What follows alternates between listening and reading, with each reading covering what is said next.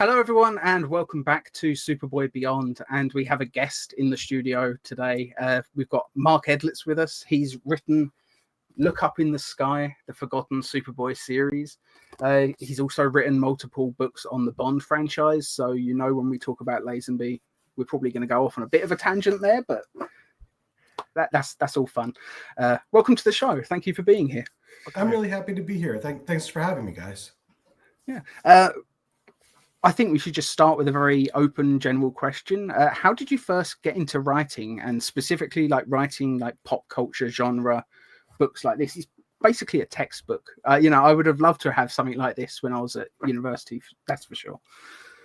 I had made a film and a documentary on extreme Star Wars fans called Jedi Junkies.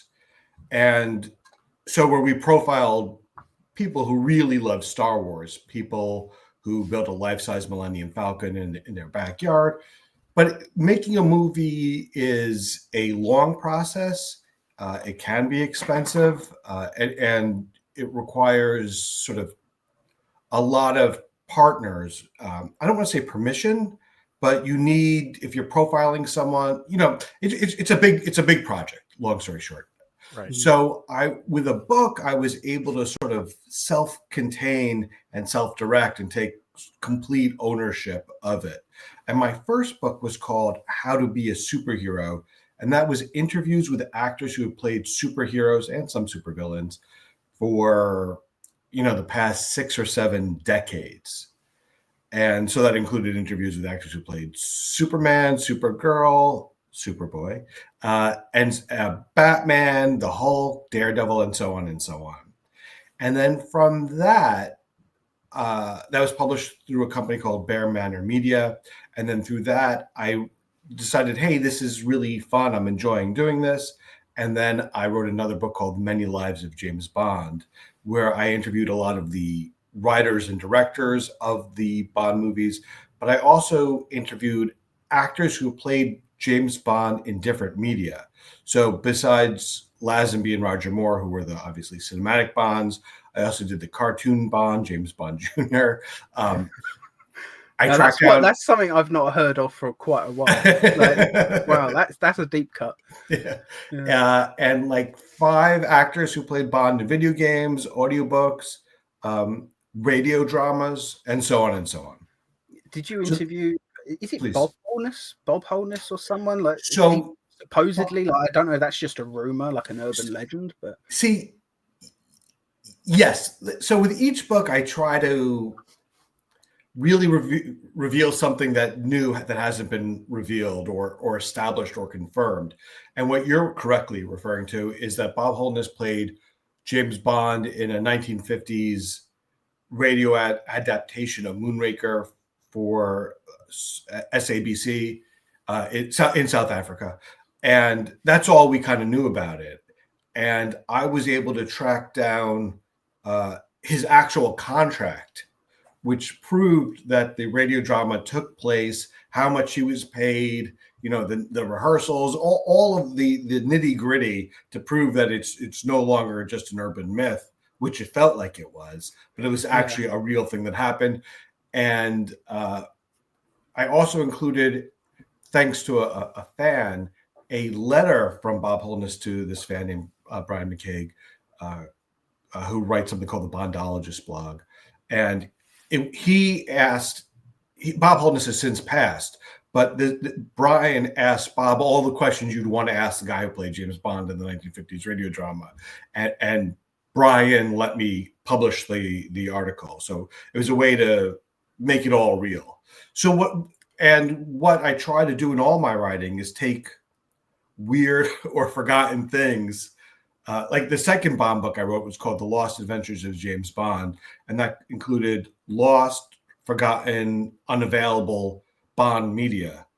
So the radio show, the James Bond Jr., which is not commercially available, Dalton's third and fourth unmade Bond movies, and I try to provide context and information that I think would tickle fans. Like for the Bond thing, everyone says that one of his Bond movies would have had Bond fighting a Terminator.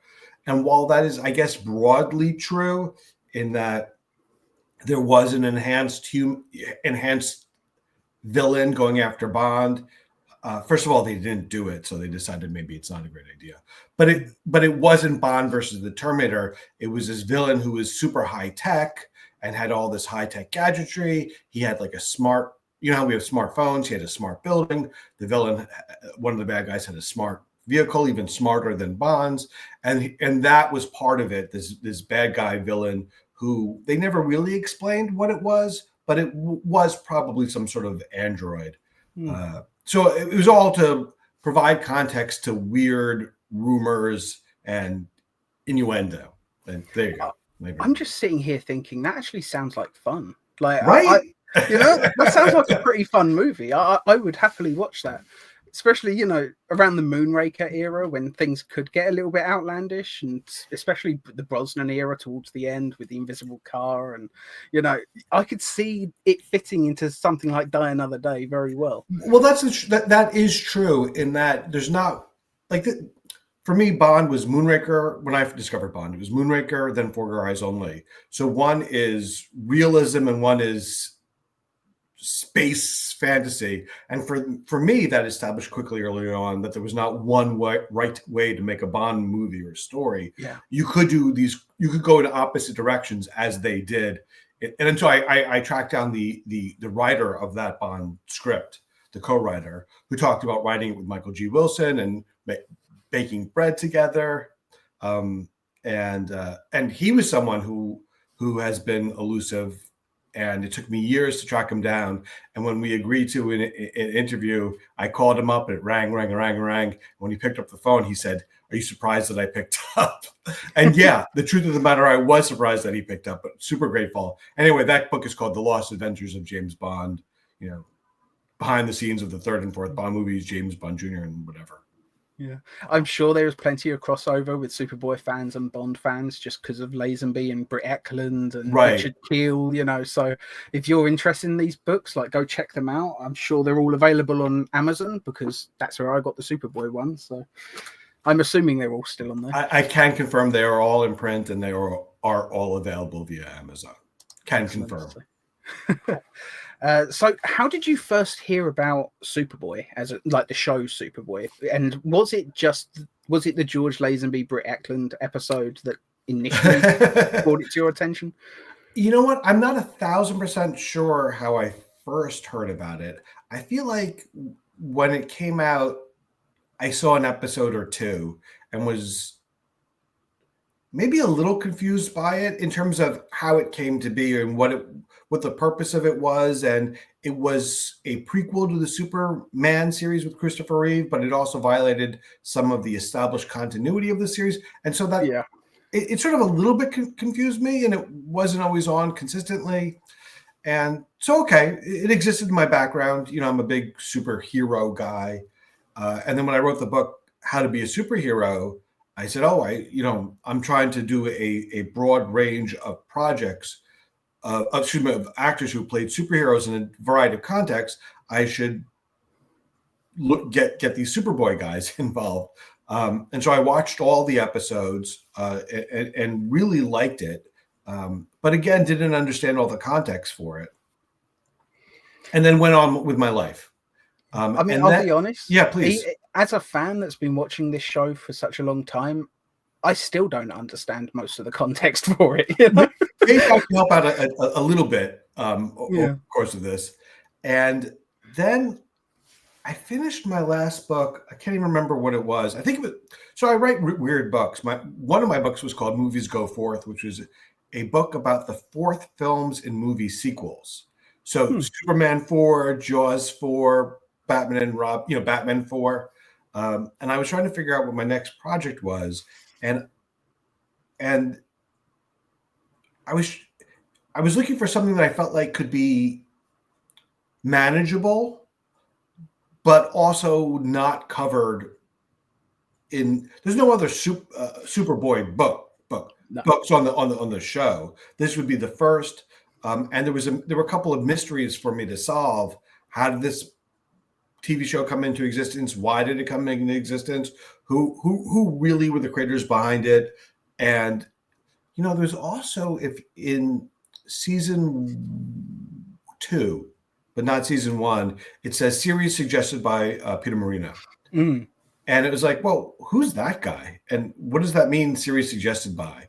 So it was sort of a quest to understand how this weird bit of media came to be in a time where they didn't do these kind of crossover shows to movies the way they are done now. Now audiences are familiar with Marvel TV series done at a huge budget. The Star Wars TV series done at a huge budget. But that was not the case then. It did exist, but it was sort of inexpensively made entertainment designed to capitalize on a popular brand. Right. Super. Do you want to take the next question, Chris? Oh, sure. Hang on. Gotta get the tablet back up. I might as well ask another one while you're looking it up. You mentioned Superboy kind of has this overarching story as one of searching for answers regarding like his origins, where he comes from. Obviously, it wasn't the main focus of the show. It was just kind of this thing that they would touch on here and there as it went on. How well do you feel that the show really handled that overall? Well, those just are in your opinion. Yeah, those are some. For me, those are some of the more fun episodes. So when you have a series, sometimes you could have individual standalone episodes. You show up anytime. Superboy faces this bad guy. Superboy defeats the bad guy. Everyone goes home happy. Or you could have this clue to Superboy's history that could serve as a mystery that goes through the entire series, or part of a series, and then it leads to another mystery. You see that in shows like the X-Files. And in the case of Superboy, like the show Smallville, it's all sort of dramatic irony in that the audience knows something that the main hero does not know.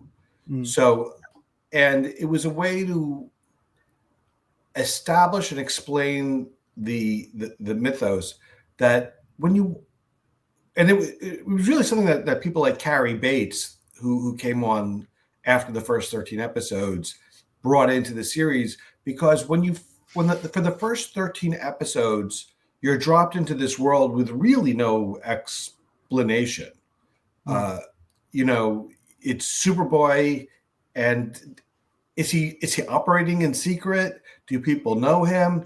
And then the 5th episode, he introduces himself. It's very confusing. Who knows what when? And part of it is that they didn't really care about these kinds of questions the same way we do now. It was more important to have a standalone episode, Superboy faces evil. Probably didn't help that the episode order was completely shuffled. No, it was very confusing. Yeah. Like, I mean, we've said even in season 4, you can tell that it's been shuffled a little bit, because I don't think they would have chosen to have 2 clip shows back to back unless they really had to. So a clip show is one of the things that you do to save money. For this book, I should take a quick step back to say that there was, as your listeners know, or viewers know, there are 100 episodes of the show, 4 seasons, ran from 1988 to 92. So far, so good. Is that basically right? Yeah. And over those 4 seasons, there were multiple creatives in each season, sometimes different sets of creators within the same season. And in each season, I spoke to some of those main creators. Some of them were teams. Carrie Bates, Mark Jones were a team. I spoke to both of them. I interviewed both of them. Julia Pister and Stan Berkowitz, season 4. Season 4. Mike Carlin. So I spoke to all these, and I'm asking them these sort of basic questions of nuts and bolts of how do these things get made. And one of the things that you do when you're making a TV show is you've got a budget for the season, and then you have a budget for each episode within it, but then the first batch of episodes cost a little bit more, and so you're behind the 8 ball. And one of the things you do is create a bottle episode or a clip show. A clip show is obviously you're using clips from previous episodes to explain something or explore a plot. And a bottle episode all takes place primarily in one room. Some of the best episodes are these bottle episodes that are designed to save money. One of my favorite episodes is when Superboy is trapped in the cave with Lex Luthor. Yeah, Mind Games. Yeah, and the actor wrote that. He wrote 2 episodes.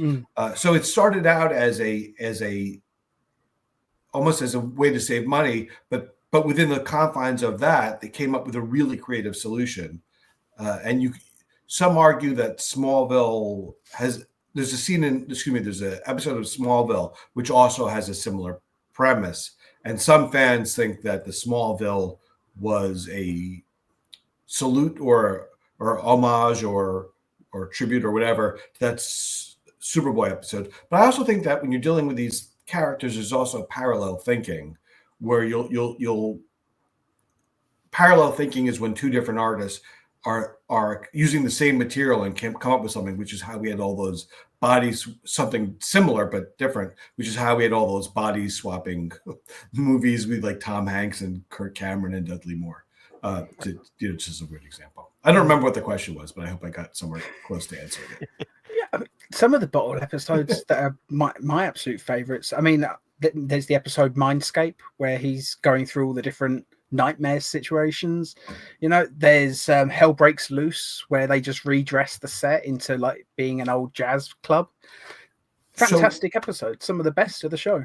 Yeah. So for the one where he's having nightmares, that is a deliberate turn on the Alan Moore story. Yeah.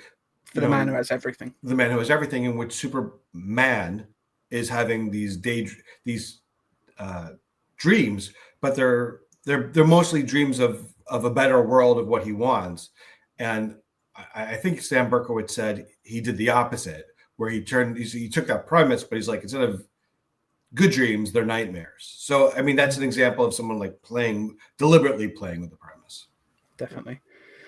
Chris, do you want to ask the next one? Sure.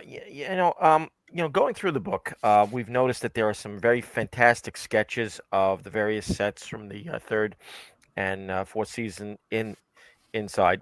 Was there anything that surprised you? For example, we were surprised they even bothered to sketch up a design for Lana's apartment, since we only really saw it, I think, once. Yeah. So the production designer of seasons 3 and 4, I think it was kind enough to let me. He shared with me his sketches that he made for these, and it's really fun. Clark's apartment, Lana's apartment. I think we actually see it twice. We see it once, sort of briefly, and then one other time more fully. But it's one of those things that you sort of do your due diligence and you go, okay, I want to speak to the actors. And I did speak to the actors for this book. I spoke to the actors who played Superboy, Lana Lang, Lex Luthor. I spoke to the directors. I spoke to David Nutter, the great director of the X-Files, and who directed more episodes of these than any other. I spoke to Ilya Salkind. I spoke to Peter Marino, who created the show. We should briefly talk about him. Please remind me to. And then, but you do your due diligence and you go, well, who else can I talk to? I also talked to Julia Pistor, the supervising producer of the show, the later seasons. And then I reached out to the production designer, and you learn so much about how these things are made and how difficult it is to, like, he showed, I think the sketches for the mine are also in the book too. And you see how complicated it is to build these things where it has to be tight and confined, but it also has to, collapse, and you also have to get cameras in there, and you have to, so these are very sophisticated sets, and designs, even though we might not understand all the work that goes into them initially. But he did. He was kind enough to give me a breakdown of what he did on like some of these each episode, so that, and he did it in a way that if you're a lay person, you still understand the gist of what he's saying. That's good. It's funny seeing you mentioned the sketch for Mind Games, and it's funny. I think Chris and we've watched that episode so many times at this point. It was like when I saw the sketch, it was like, yep, that's exactly how I pictured it being laid out. Like I'd seen it so many times, I knew the layout, and just seeing it in sketch form, it was just a really interesting moment. So when I was reading through, I just thought that was worth commenting on. Let's move on to the next one. In your researching, like when you was writing the book with the various interviews, and there's a lot of like different press reports that you found as well to corroborate certain stories, because often there's varying different versions of everything that happened with this show. Is there anything that really like surprised you, like just something you completely just did not expect that? I think I could briefly talk about two things. One, the whole thing about the ratings and the reason for the cancellation, it's sort of too long to adequately squeeze in here. But the rating, but broadly and briefly, the rating started out incredibly. I mean, it was a really well-rated show, but it started to drop. And one of the things I did with the help of a stranger on the internet is found the ratings for certainly each season, but many episodes throughout the season. And I was able to chart how the ratings moved from the first episode to the last. And I mean, that to me, it was really interesting because the show kept on getting better in quality, but the people who checked it out in the first season, in the first few episodes, and they checked out in droves, didn't return, and they never really were able to claw back to that height. So the whole ratings things was very surprising, and then the reasons for the cancellation for me were very surprising, and in terms of it, also very surprising. And I had one other thing to say, which I already forgot where the hell I was going with this, but that the series was not initially created by Alexander or Ilya Salkind, the rights holder for the character. There was this guy named Peter Marino, who did many things in the business, but at the time he was a producer at a radio station. And one of the things he did at the radio station was Neil Diamond sang "You Don't Bring Me Flowers" like as a solo song, and Barbara Streisand sang "You Don't Bring Me Flowers Anymore" as a solo song, and he mashed them up together, and that eventually led the way to a duet between Neil Diamond and Barbara Streisand singing it together. So it's sort of like a weird claim to fame. And he wanted to see a Superboy show. So he called Ilya Salkind. He tracked down Ilya Salkind and pitched it to him. And that set off a series of events where, the show got made. But it all started with this guy who had this idea, who was not in that circle of, the Superboy circle, wasn't the rights holders at the time. It was this guy Peter Marino. I didn't know that. That's really fascinating to know, and I'm glad you brought up Peter Marino again, because I was planning to remind you about that. Something I've been thinking about, since I started watching the show.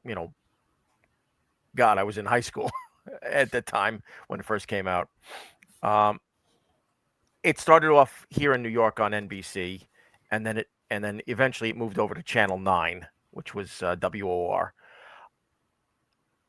Do you think that part of the reason that some of the ratings kept roller coastering is because it kept moving times and then moving channels? The short answer is yes, and it's also a chicken and the egg thing. So the show. So I also spoke to the people at Viacom who bought the show. So you have an idea for a show, and that's very nice, but somebody still has to make it. Right. And I was one of the things I was surprised about it, that this was not a network show. This was they did pitch it to the networks, and it wound up in syndication. And to briefly say, network TV, you turn on a sitcom, a drama, whatever, and it's generally the same time, Tuesdays at 8, and you could generally count on that, and it's a big deal for it to move. And this show was conceived as a lead-in from the 7 o'clock to 8 o'clock hour. So it wasn't intended to be prime time, but it was like near prime time, the runway to prime time. And that was a really good spot. And that's where the show started. But after in each of these 4 seasons, it got, the time got changed and the channel got changed. And so going from at 7 or 7:30, sometimes it was on, Saturday mornings or Sunday morning, weekend watching. Sometimes it was super late at night. And it's a little bit of a chicken and the egg in that if it were doing great where it was, it wouldn't have been moved. So, but once you move it, even if you're doing better episodes, significantly better episodes, you're not going to gain that viewership back because they don't know where to find you. Right. I mean, I didn't see the majority of the show until long after. I mean, granted, it was already in reruns in the UK when I saw it, but I must have seen Mindscape twice, because I saw it once in the middle of the day, and then the next time I saw it on the TV guide, it was on at like midnight. So I tuned in and I was like, oh, I've seen this one. Like, this is like one of the only 4 episodes I've seen. And now, but I found an article in the Los Angeles Times, I want to say, for someone who wrote them saying, is Superboy off the air? They wrote a letter to the Los Angeles Times and said, hey, is Superboy off the air? I can't find it. And they wrote a little blurb explaining that, no, it's not off the air. It just keeps on every season going to a different time. And if you want to wake up at 2 a.m. in the night, you get a chance to watch it, which requires a lot out of a person. Yeah, especially considering, it's a family show. There was probably a lot of kids watching. I doubt there were many parents that wanted to like set an alarm to get up and hit record on the VCR just so their kid can watch it the next day. Like, I know my parents wouldn't have done that. Yeah, it's funny. It's another thing that I was exploring is it's a family show, but it's not always family friendly. It's like, Lex Luthor's partner, hench. I don't know if you call her henchwoman or partner. He found her at a strip club, and obviously you don't see anything, but that's that's not a G-rated decision. No. Right. Lana is terrorized by, in one of the early episodes, someone's got a wielding torch. A lit wielding torch. Is that the sex dungeon episode? And there's one with a dungeon, as you say. So there's a lot of things where it's not as family friendly as a show like Superboy might seem. So it's another thing. So please. even some of the comedic episodes, like the first Metallo episode, is very comedic. You can imagine kids enjoying that episode quite a bit. But one of the first things Metallo does in that episode is kill a doctor by slashing his throat, and then he leaves wearing a white coat covered in blood. That was very effectively done. You don't see anything, but I mean, see, that's an example of they did that well, and within the bounds of good taste or whatever that is, and it's not rated R. It plays on TV, and it's intense, and so they did that well. They really, really did. But does that work for an 8-year-old? I don't know. I mean, I literally don't know. So it's you have to. So there you have it. That's the issue. That's what It was a lot of blood, but it wasn't that bad. I'm sure when I was about that age, I was watching Batman Returns, and let's face it, the Penguin bites a guy's nose off in that movie. They got in trouble too. They're making a kids movie. Yeah, you can't sell Happy Meals. You literally can't sell Happy Meals with that. So fair enough. I always understood that for sure. I don't blame the parents for being a little bit angry about it. It's being advertised to their kids. Yeah, but I loved it. Like again, as a fan, I'm like, I love that. Batman Returns. I loved. It was even weirder and more strange than the original. But this is the thing that favorite. So there you go. And so this is the things that when you're making a TV show, a syndicated TV show, these are the creative and practical decisions you have to balance and weigh. So I'm not making a value judgment on whether on if they really went too far or not. I'm really pointing out what are the dynamics at play. Right. Yeah. There's so much great information in this book. One of the things that I didn't know is apparently the press reports, as you say in the book, like it essentially states Clark's age as being 19 in season 1, and yet by the end of season 4 he's only just turning 2021, if I remember correct. And yet between seasons 2 and 3 there's a definite time skip, because he goes from freshman to second year to living in a city. And Chris pointed out for me, like, when he sees Andy again that season, he says like it was years ago at Schuster. So do you know how much of a plan they had and why it changed? Because that was always a little bit strange to me. Yeah, one of the things that's sort of interesting about this series is that 4 seasons, 2 different Superboys, numerous different creatives, and huge shifts in the basic premise. In season 1, they're kids at a college, and then by season 3 they essentially have a job at the X-Files. It's an internship. They're technically in college, but you could see by the way that they dress, that the hair is styled. This is intended to be a more mature show, and it's now called The Adventures of Superboy, but they are effectively making a young Superman series. Yeah. And so you do see these changes in characterization and ages, and it doesn't really track if you're trying to make literal sense of it, but they didn't care. They had a way to refresh the show, make it more mature, and by the way, put more money into it. So, when you write about the show, you kind of want to write, and I did in my first draft. You start writing, and then you learn, you keep on changing what you're writing. But I think I would write cheaply, inexpensively made, but it was never really inexpensively made. There are these flying sequences. This is not a 3-camera sitcom. There are flying sequences, even early on.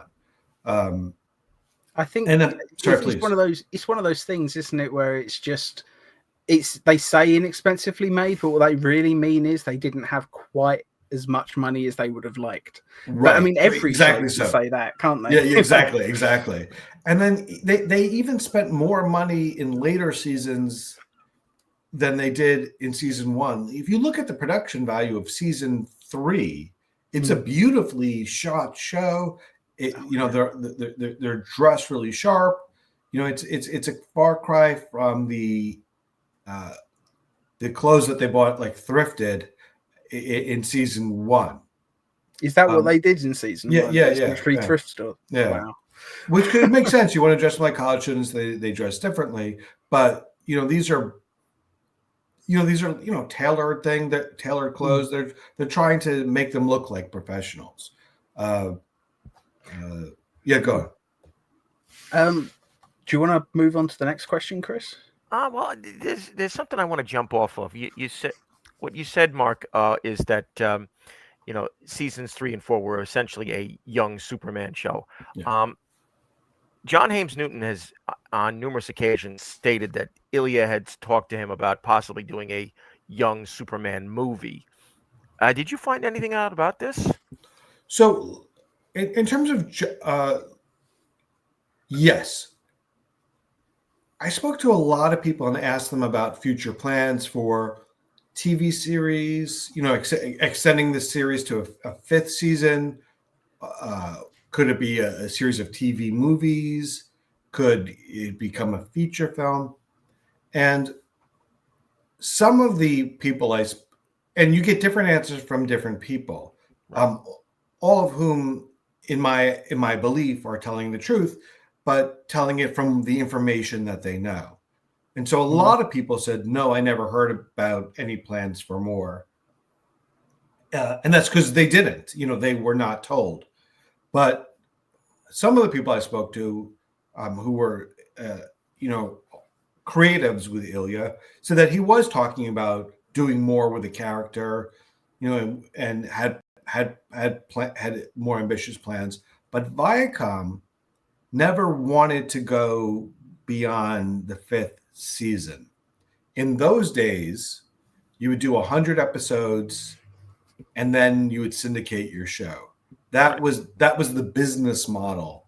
And Viacom, this was just this was a business decision to buy the show, make 100 episodes and then cancel the show. But 100 episodes was considered a big success at that time. That was the brass ring.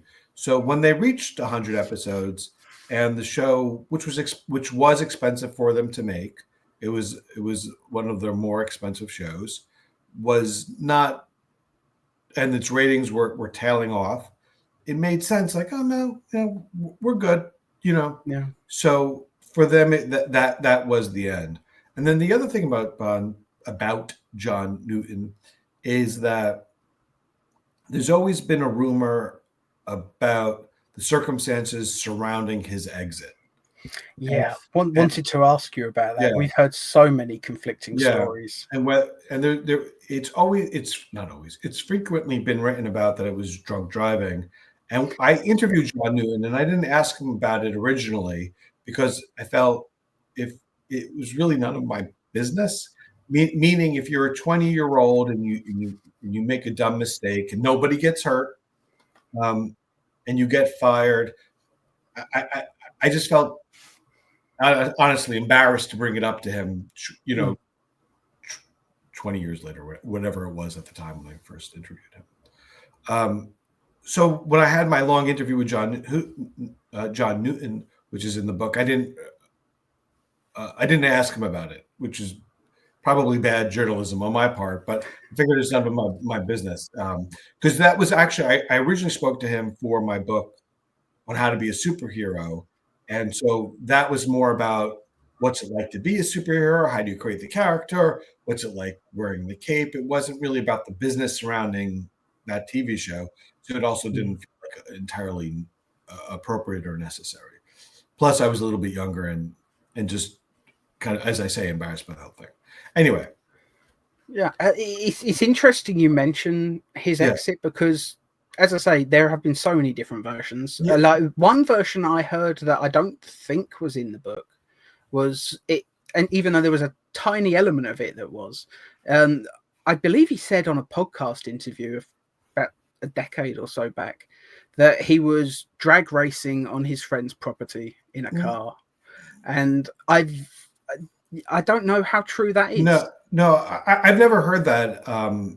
From I mean, I've never heard that. I think it was Comic Book Central, but I could be wrong. But okay, so no, I've heard that. I have heard that Comic Book Central thing, and let me speak to that. So, but I did want to find out about it, and what he said in Comic Book Central is that he was in a parking lot, and he made an illegal turn or exit and got pulled over, and so. When I was essentially done with the book, I listened to that interview because I didn't want to listen to other people's versions of what I wanted my book to be. So the book was done. I listened to that interview, and I found also beyond that interview with Joe Stuber, Comic Book Central, I found all the original newspaper articles about it. From the first traffic stop to the court cases, all the way through. And the police person, the police officer who pulled him over, never mentioned he was drunk. He said the same thing that John Newton said, which is that he was, he did an illegal thing, and a parking move, not a parking move, a driving move, and he gave him a citation for that, but he never mentioned drunk driving, and all the articles that followed never mentioned drunk driving, and all that would have been in there if that's what he was arrested for, or pulled over for. So I don't believe that's true. And then before the book came out, I did confirm with John Newton, because I felt like now I've got something specific and relevant to talk to him about. And so he did corroborate what I independently learned, which was that it was not related to drunk driving. Well, I appreciate you clearing that up for us. I don't think either of us have believed the drunk driving thing for a very, very long time. Yeah, it's kind of become like an urban legend. It's one of those. It keeps coming back, doesn't it? Like every now and then you'll see it on a YouTube comment, or like it just a comment on Reddit or something. It's one of those annoying things that keeps popping back, even though there's clearly no truth to it. Yeah, and I feel like it must be tough to have that around you as an extended, for what is 1992 minus, he didn't play, hasn't actually played him even before 1992 to where we are now. I mean, these are decades have passed, and to still have this rumor surrounding something that you could clearly prove or seem to prove that you didn't do, it's got to be tough. It was 88. He was in the show. Yeah, he left for 89. So technically, this happened just before I was born, and I'm still hearing false rumors about it. So I'm glad that you cleared up a few things there. That was something I definitely appreciated in the book. Something else I appreciated is you would sure to mention, like you gave special mention to whenever there was a good guest star in an episode when you were going through, wherever notable anyway. Who is your favorite guest star, and was there a reason Wayne Brady wasn't mentioned? Yeah, I'll tell you something. So speaking of Wayne Brady, he's part of an episode where people get the power to fly. Yeah, Sons of Icarus. Yeah.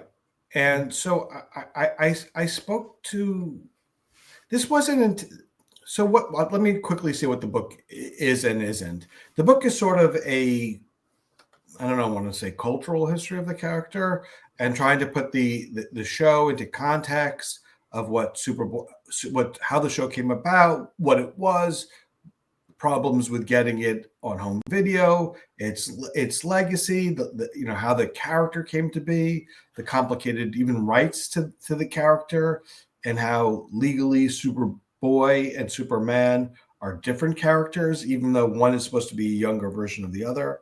And I spoke to, I interviewed the actor who plays their colleague at the Bureau for Extra Normal Matters, Peter J. Fernandez. Yeah, and so I sent him a bunch of some of the. I was like, hey, these are the questions I want to ask you, and instead of answering them, he did answer them, but instead he used them as a springboard, and he wrote he wrote an essay. Most of the a lot of the interviews were done like this on Zoom face to face, and he wrote this wonderful little essay where he talked about his experience making the show. And one of the things that, in terms of surprises for me, was, I would talk about, when I would ask the actors and the creatives about, what's it like not to have your work out there? How does a show like Superboy become a bit of lost media, which is insane? By lost media, I mean something that you can't easily access. And for many years, you could only get it at conventions, bootleg. And now it's out there. It's now on Amazon VOD, Apple, whatever. So it is available, but it's not as widely available as arguably people who either worked on the show would want it to be, or the people who like the show would want it to be. And so I asked him sort of, how does it feel to have personally, how does it make you feel that your show is not easily accessible or something like that? And he said that, one, you want your work to be seen, but he brought up the idea is when you're an actor and you're not making a ton of money and you're during the production, you count on those re-airings for residuals, and you count on work like that for your SAG health benefits or and so it never occurred to me that the business decision that Viacom did to actually not syndicate the show, which is what they had planned to all along, how that hurt sort of the rank and file people who worked on the show. And that was a revelation to me. Yeah, that's something that's definitely shocking to hear, because we love that character, the character of Matt. Like he's a great addition to the show, and it's just a shame that it sounds like, I know it's not quite that he was underappreciated, but that's certainly how it looks a little bit. Like the whole show is a bit underappreciated in my opinion. Mine too. Let's see.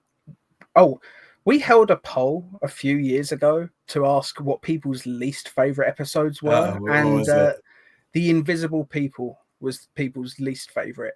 I really appreciated that you actually spoke with the writer of that episode, Mark Edlitz, and he filled in some of the information regarding behind the scenes. And it's funny because we theorized that some of those reasons were probably why it went like that, but the fact that he wrote it to be very low budget, not knowing what they could do, and then he rewrote it again to have a higher budget with more action, and then they scaled it back again anyway. It's no wonder that episode kind of fell apart.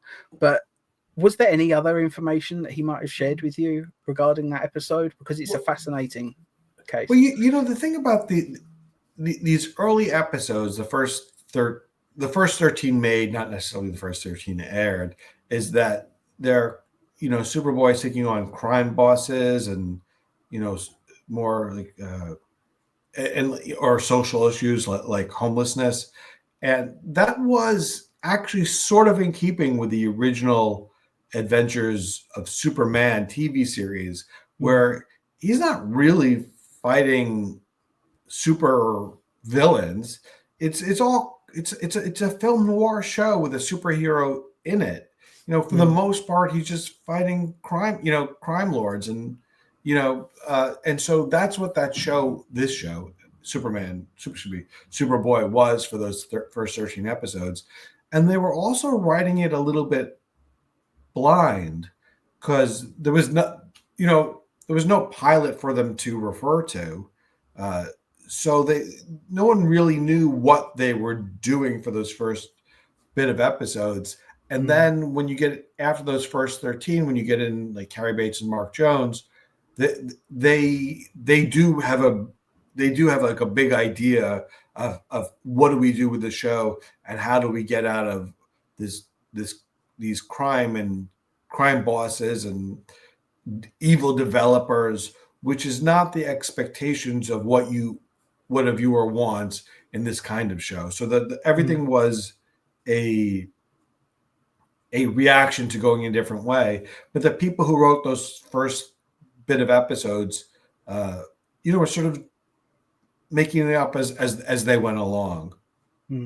It's funny, you mentioned in the book that the turning point was basically the alien saga, as Chris and I call it, with the alien solution and then the revenge of the alien two-parter. It's definite that is when the show gets good, but it's funny, the earlier episodes where it was just gangsters, it would be okay if you did an episode like that now and then. It was just, yes, all of it. It's just, I can completely see why you would say. And then also as a story engine, it's hard to have kids in college always discovering crime or problems. And that was a structural problem with the show that gets solved when they go to the Bureau of Extra Normal Matters, because it comes up with a context for them to be investigating something. It's like with the James Bond movies, they have a great story engine in that Bond goes to M's office and M says, here's your next case. Bond generally is not just like, on vacation and stumbles onto something. As a general rule, Bond is assigned to something. Right. And that's what happens in these later episodes. I think it's also worth mentioning that for a show set in a college, I think we saw them go to class once or twice. That's it. In 2 years. I can only think of one episode, and that was the Birdwoman of the Swamps. Yeah. I mean, I like to refer to it as Peter Parker stuff, but I mean, sometimes the Clark Kent stuff would be interesting. Like, it could be fun to see he's got to stop the bad guy, but his final exams are in an hour and he's got to try and stop the bad guy and get to his exam. And it could be fun to do stories like that. It was always a bit of a strange thing that for a college show, they didn't have anything like that. But that's just me going off on a tangent now. So you mentioned at one point that Ilya Salkind briefly considered making the character Johnny Casanova his own spin-off show. How seriously did he take that? Do you know? Because that's an odd choice. I mean, we love that character, but I don't think we would have chosen. No, it is an odd choice. I really don't understand how that would be a show. But the Brimstone, the Philip Michael Thomas character, who's investigating occult mysteries, that I would watch. Bounty hunter. That is a good idea for a show, and Philip Michael Thomas would have been, it would have been a good show. I mean, that makes sense as a show. I don't really understand how the Johnny Casanova thing would have worked as a show. Yeah, I mean, even the Young Dracula episodes would have been great as a that's right. That's another one that I think that could have worked as that set up with the lore. That set up just like Incredible Hulk, on the run, trying to battle, turning into an evil version of Dracula while being hunted by older vampires while trying to do good. That's sort of like the Incredible Hulk. It's a good premise, and that the actor who played the young Dracula was good in it. Yeah, he was very good. I interviewed him too. Yeah, I'm glad you brought up Brimstone because we love that character. Like he's just such a fun personality. Like he's got a great line when the villain is stopped at the end, and Superboy is like something. He says something like, "I didn't want to kill him." And he's like, "He was already dead, but he was just too stupid to realize it." And it's just that one line, I just love that character. I just thought it was worth mentioning. let's see. You talked a bit about Stan Berkowitz Oh, the great Sam writing. Berkowitz, yeah. Yeah, writing the season 3 and 4 opening narration based on loosely on the George Reeves intro. I guess my question is because he mentioned in the book that he doesn't think anyone can recite that from memory. I know Chris and I can, but since you've had to watch these episodes, I don't know how many times to write this book. Can you do it? You know what? I can't. I cannot. You guys can. That's pretty good. That's pretty good.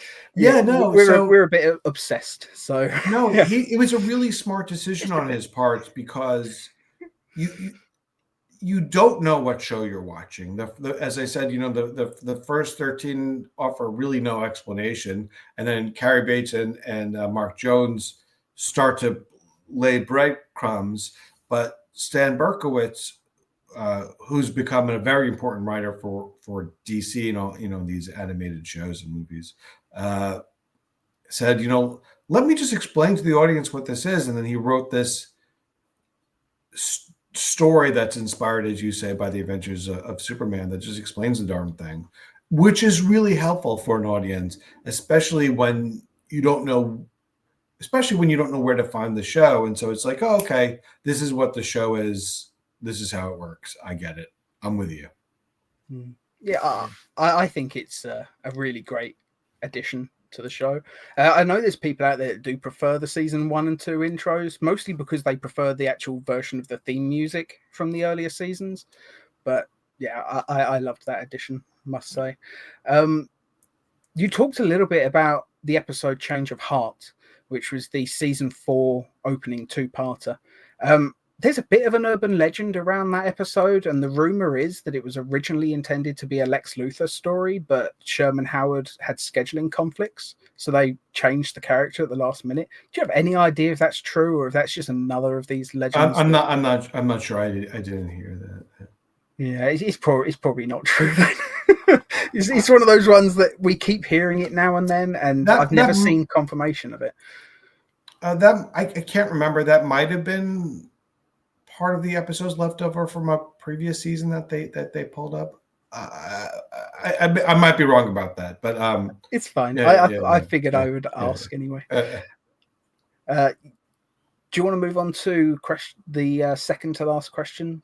Yeah, Chris. You mentioned Berkowitz's ideas for the episode threesome, showing that part of why they are villains is their inability to forge lasting alliances with others. Would you elaborate about that if Berkowitz went into any more detail? No, I mean, one of the things, this book is not really like a companion or like an episode guide, but I did at the same time write about every episode and try to give some sort of insight into what were they thinking about each episode, and either an interview with a actor, writer, or director. And I asked them about, threesome, and that's what he told me, that he wanted to show that even the reason bad guys' plans don't work is because they're bad guys, and ultimately they're going to turn on each other. And one of the things I like about Sam Berkowitz's stories is that there's always some sort of underlining moral or something that you could take away with from each episode. His stories always have are sort of like fables, and that they reveal a lesson. And that was sort of the lesson of this one, which I thought was that is definitely true of the two-parter Roads Not Taken. Yeah. These two-parters are really, really strong, where you put Superboy in these, he's a fascist ruler. There's always, they were really good about having a strong comic book concept and then watching that premise unfold either as you would expect it to, or put a twist on it and it unfolds differently. But these were one of the things that's really great about the show is the spirit behind these ideas and what they were going for on an episode by episode basis.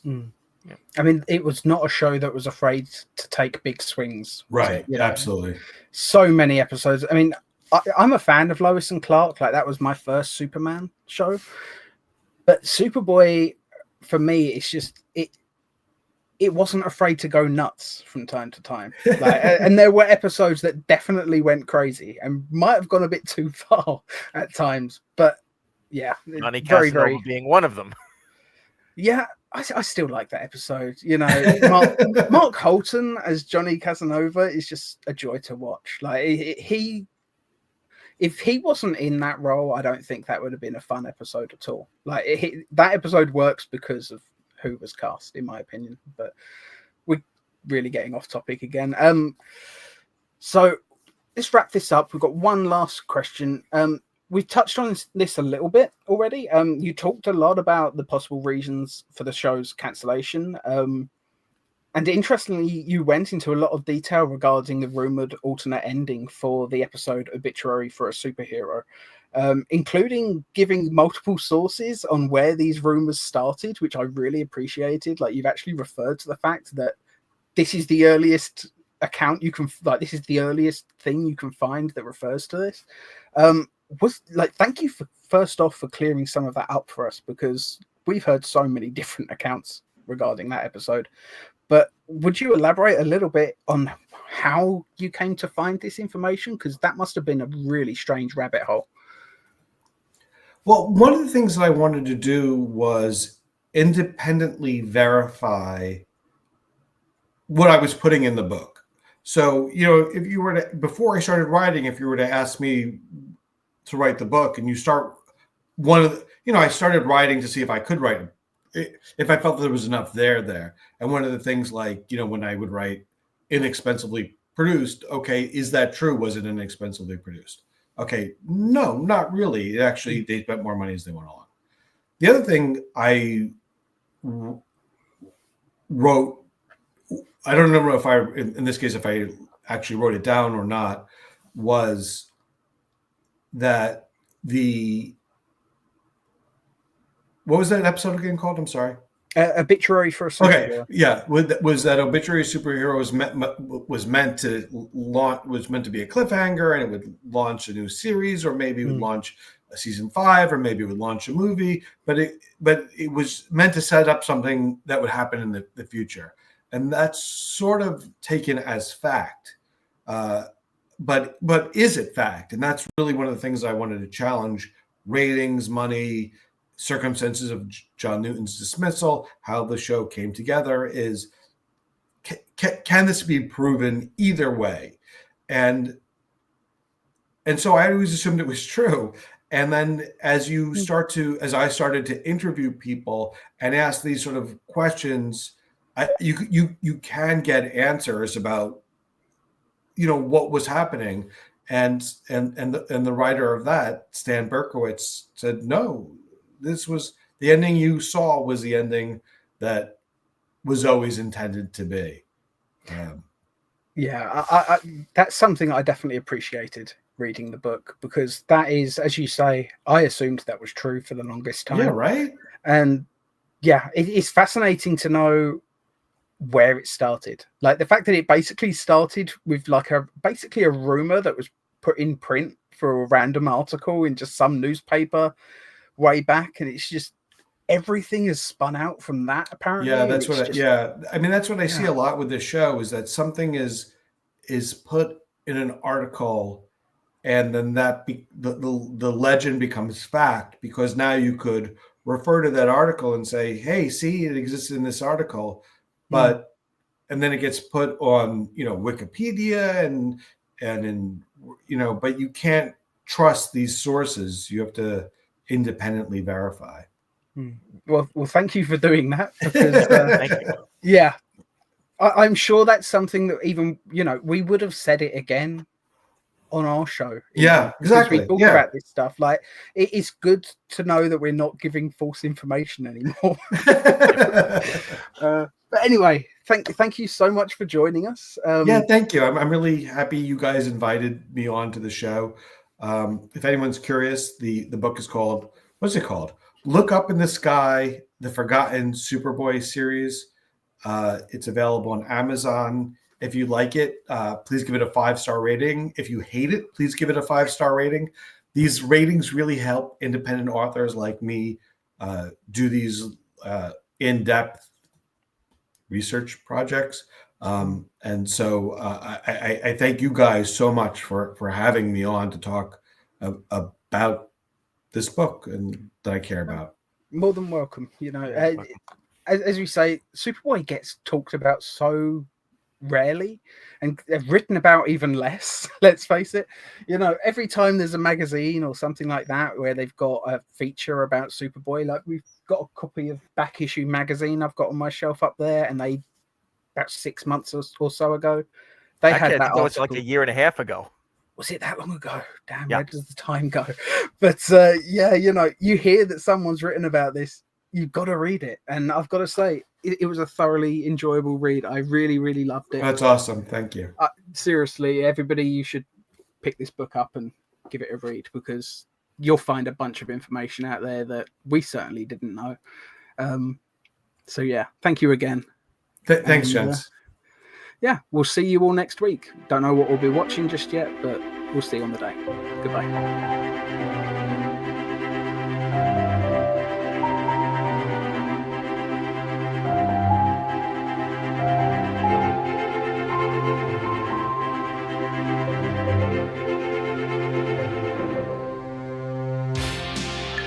Viacom.